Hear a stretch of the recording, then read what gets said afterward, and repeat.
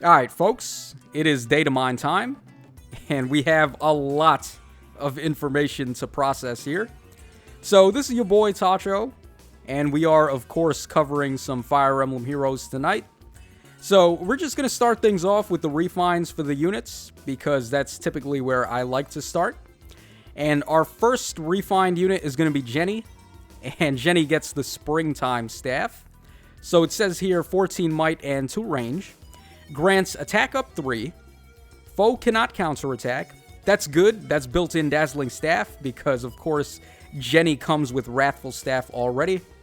After combat, if unit attacked, inflicts gravity on target and foe within 1 space. And her special refine is going to be, if unit initiates combat or is within 2 spaces of an ally, grants attack and res up 5 to unit during combat. And restores 7 HP to unit and allies within 2 spaces of unit after combat. Okay, so she gets a nice little healing effect, similar to Areola. It's also going to be really nice if you give her a push 4 skill, because you're going to be able to recover any of the chip damage that she might be taking with that. And the attack and res up 5, also pretty nice. Genny does have a pretty solid attack stat for a staff unit, and her res isn't too shabby either. It's a little bit boring. I think Elise had a really crazy refine, and then we had the refine for Mist, which was super supportive. So this one's a little bit underwhelming compared to those two. But of course, it's not bad. Staff unit refines always welcome. Okay, next up we have Lewyn. And if you want my honest opinion, this guy did not need to get a refine. His weapon was already like one of the best green tome perfs in the game. But I digress, Lewyn gets a refine. So for Seti, 14 might and 2 range once again. Grants speed up 3. If unit's HP is above or equal to 25%. And unit initiates combat. Grants attack and speed up 4 during combat. And unit can make a follow-up attack before the foe can counterattack. Okay. So he still keeps his built-in desperation. He's gaining attack and speed up 4 now, which I don't believe he was getting before. I could be wrong. I think his weapon was just built-in desperation if he was above, what was it, 75% HP, if I'm not mistaken. It's been a hot minute since I've used this guy.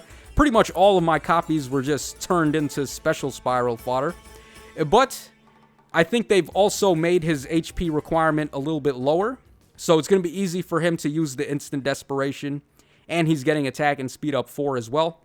And also, at the start of combat, if foe's HP is above or equal to 75%, grants attack and speed up 4 to unit during combat, and also neutralizes penalties to units' attack and speed and bonuses to foes' attack and speed.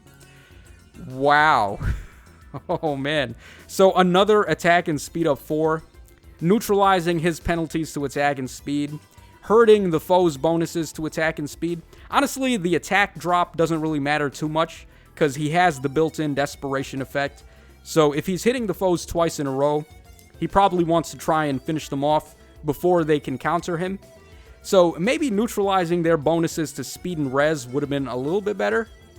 But I mean, regardless, just minusing any speed from them if they have bonuses is going to make it easier for Lewyn to get the double attack. So still pretty solid refine, but doesn't really like completely jump out as a perfect refine. Alright, now we have Arden, a strong and tough Arden with the highest HP stat in the game. Let's see what he gets. So Arden's Blade, 10 might, 1 range, and HP up 3. So inflicts speed minus 5, unit attacks twice, even if foe initiates combat. Oh, okay.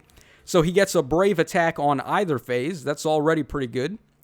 And at the start of combat, if unit's HP is above or equal to half, grants attack up 4, defense up 6 to unit during combat, and inflicts special cooldown charge minus 1 on foe per attack. So he's inflicting guard, he's getting attack up 4 and defense up 6, and he basically gets a built-in brave effect on either phase. Again, not really the craziest refine. I would have liked it if they did something special for him based on HP. Like, not necessarily him being above half HP, but him, like, having more HP than the foe and then getting, like, crazy bonuses because of it. Because, of course, it's a meme that Arden has the craziest HP stat. But I guess this is an okay refine. Kind of reminds me of what Draug got a little bit. And now we have, to finish us off, the Kinshi Hinoka. So, Warrior Princess, 14 might, 2 range. Effective against flying and armor. Grants speed up 3. Grants attack and speed up 4 to allies within 2 spaces during combat. And if unit is within 2 spaces of an ally, grants attack and speed up 4 to unit during combat. And also inflicts attack, speed, and defense -4 on foes within 3 spaces during combat.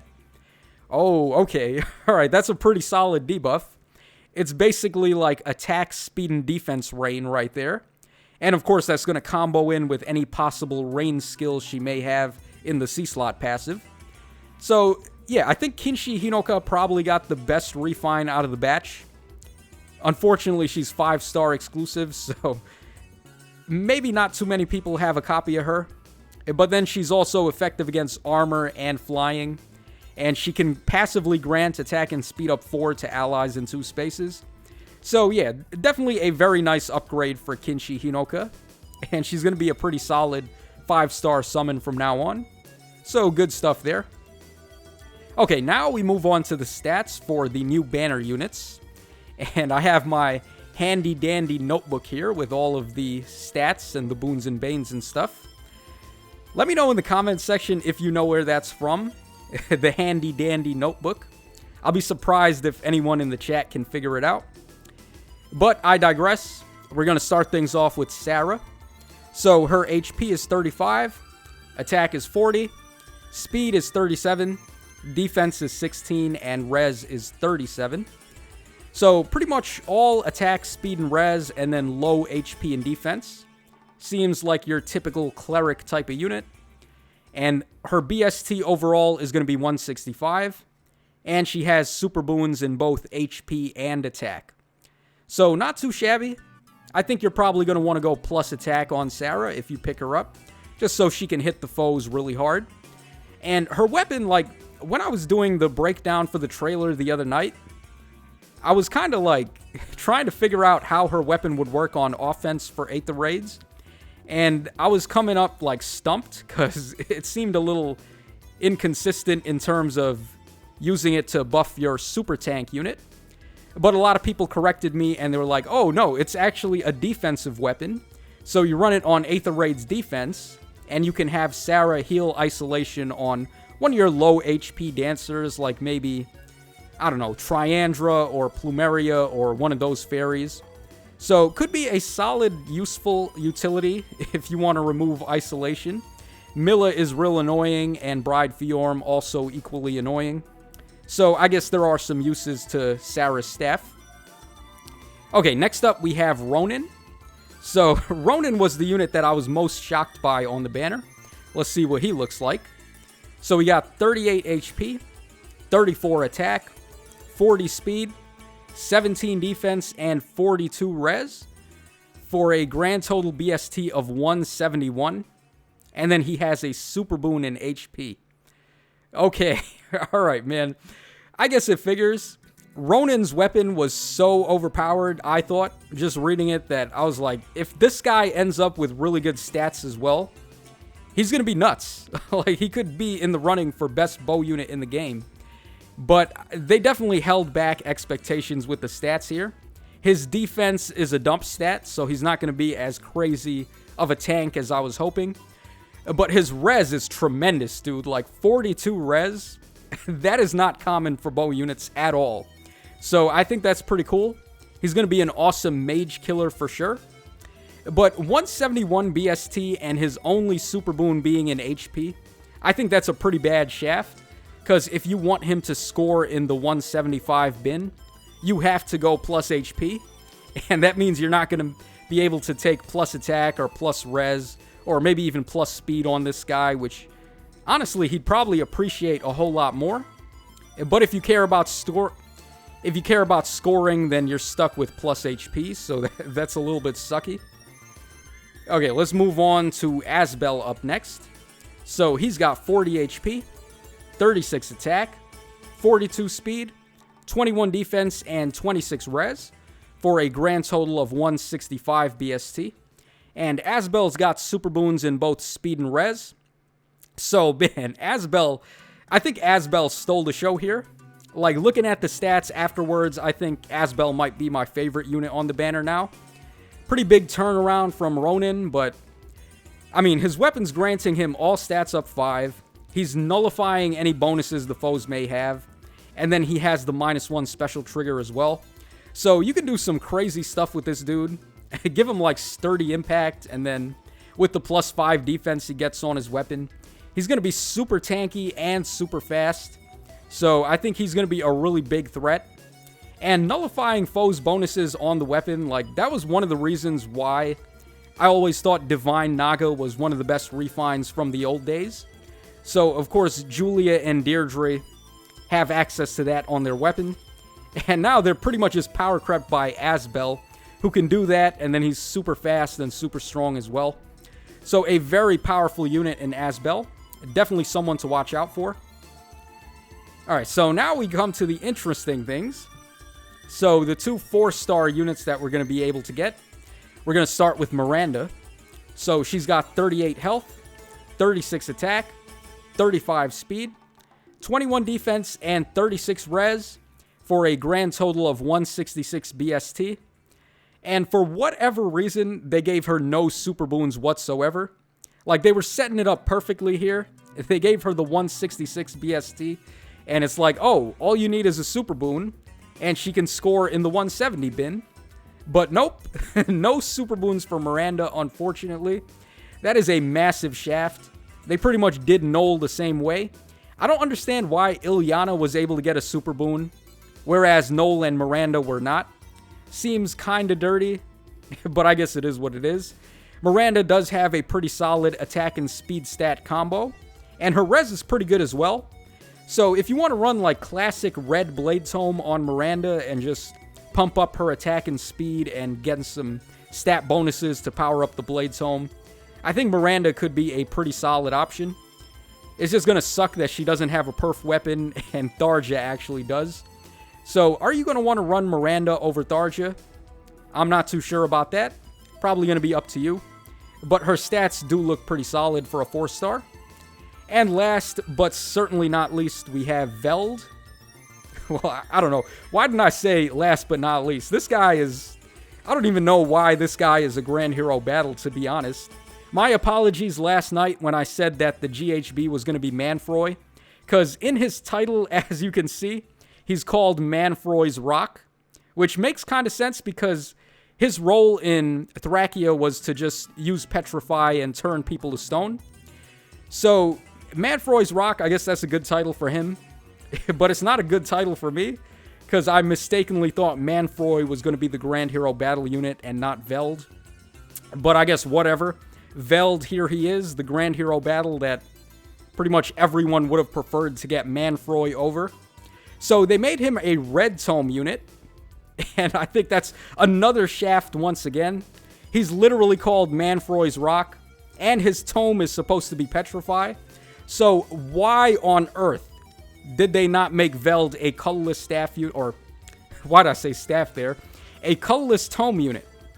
Like, come on. We have Atlas, we have Stone, L-Stone. Those are pretty much the progression or the progression tomes from colorless.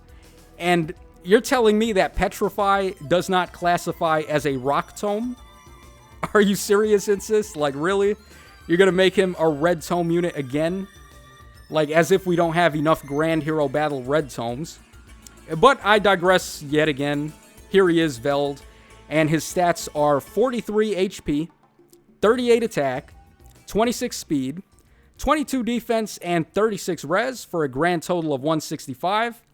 And Veld does have a super boon in speed, which I don't really think is going to serve too much of a purpose.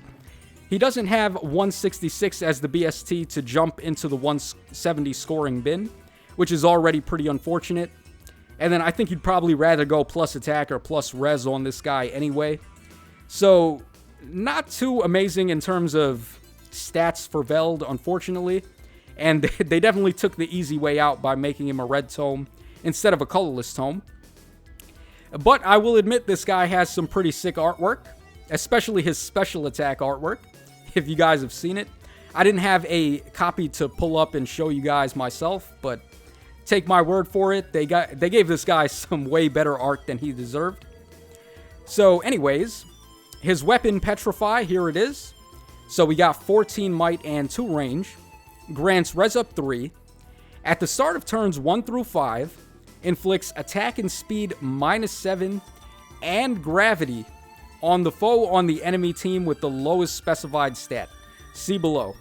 So specified stats, turn 1 its HP, turn 2 its attack, turn 3 its speed, turn 4 its defense, and turn 5 its res. So this is interesting. Depending on what stat the opponent has the lowest of on which selected turn, they're going to take attack and speed -7 and gravity. Now, gravity is a very underrated effect in my opinion. I think gravity is one of the better staff effects. It just so happens that not a lot of people end up running gravity over some of the other more broken staffs. But regardless, gravity is very good, and being able to inflict that immediately is going to be very useful. Also, it comes with attack and speed -7, which is nice. So, theoretically, this is a good perf weapon. The only problem is you're like throwing darts on a board here. Like, you don't know which target you're going to end up hitting, and I think that's really going to suck in terms of consistency's sake. So, I don't know. Like, I'm not really sold on Veld, but I feel like his weapon could end up being super clutch. It just depends on how lucky you get with these stat rolls. And moving on, we have the new rewards for Aether Raids, the Vault of Heaven. Now, I'm actually kind of shocked here. So, in Tier 38, we're only getting 58 Heroic Grails, as opposed to Tier 28 being 50 Heroic Grails. So, a difference of only 8 Heroic Grails. Really? It's just, really? Like, they're already drip feeding us Heroic Grails like they're going out of style, and now you're telling me we're only getting a bonus 8 from competing in Super Omega Whale tier that's going to be Tier 38? I don't know how I feel about this, honestly. Like, it's nice that we're getting new Aether Raids tiers, and it's nice that they were trying to address the issue of the lack of Heroic Grails, but I don't think this is a good way to go about it. I was personally hoping, like, maybe Heroic Grails for Tier 28 would go up to, like, 80, and then Tier 38 you would get a flat-out 100 Heroic Grails. But they're only giving us a bonus 8 over 50 from Tier 28. Come on, they could totally do way better than that. And we're only getting a bonus 8 Dragon Flowers as well, from 45 to 53. So, let me know in the comments section how you feel about the rewards for the Vault of Heaven. If we're going to be competing in, like, the highest level of Aether Raids here, and we're only getting a bonus 8 Grails and 8 Flowers, I don't really think that's enough. But then again, maybe, I don't know, maybe everyone else thinks different.